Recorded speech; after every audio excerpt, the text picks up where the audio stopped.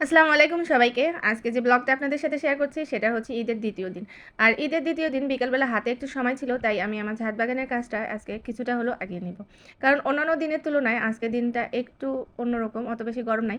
তাই ছাদের মধ্যে এসে একটু খুনসুটিও করলাম, সাথে হচ্ছে ছাদে যে কাজগুলো ছিল সেগুলো কিছুটা করার চেষ্টা করেছিলাম, কিন্তু পুরোপুরি কাজগুলো শেষ করতে পারিনি। তো বিকালে গাছে পানি দিয়ে সরাসরি চলে এসেছি কিচেনে, কারণ আজকে রাত্রে বাসায় মেহমান আসবে বলতে আমার হাজবেন্ডের বোনেরা, তাদেরকে দাওয়াত করা হয়েছে। যদিও বা সেদিন শুধুমাত্র ছোট আপু এবং তার ফ্যামিলির সবাই এসেছিল। তো তারপর আমার আয়োজন ছিল যে সবাই যেন আসে আর ঠিক মতো যেন পুরোপুরি তৃপ্তি সহকারে খেতে পারে, তারই যথেষ্ট চেষ্টা আমি করেছিলাম। তো আপনারা সেটা দেখতে পাচ্ছেন, এখানে আস্ত মুরগির রোস্ট আমি করব। হ্যাঁ, জামাই বলে কথা, সেটা বয়স হয়ে গেলেও কিন্তু বাড়ির জামাই থাকে, তা আপুর হাজবেন্ডরা আসবে, তো সেক্ষেত্রে আমাদেরকে তো সেই রকম প্রিপারেশনই থাকতে হবে, তাই না বলেন?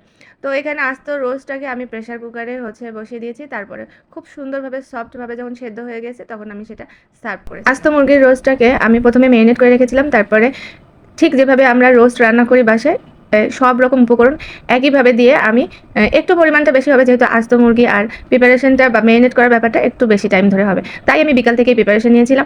পাশাপাশি করেছিলাম হচ্ছে পাকিস্তানি বিরিয়ানি। যদিও বা বিরিয়ানিটা আমার কাছে পারফেক্ট মনে হয় নাই, আমি যে ধরনের বিরিয়ানি রান্না করি তার কোনো কাছেই ছিল না। কারণ হচ্ছে বাসমতি চালটা আমার মোটেও পছন্দ হয়নি, কারণ আমরা যে ঝরঝরা বাসমতি চাল আগে খেতাম সেই রকম পাইনি।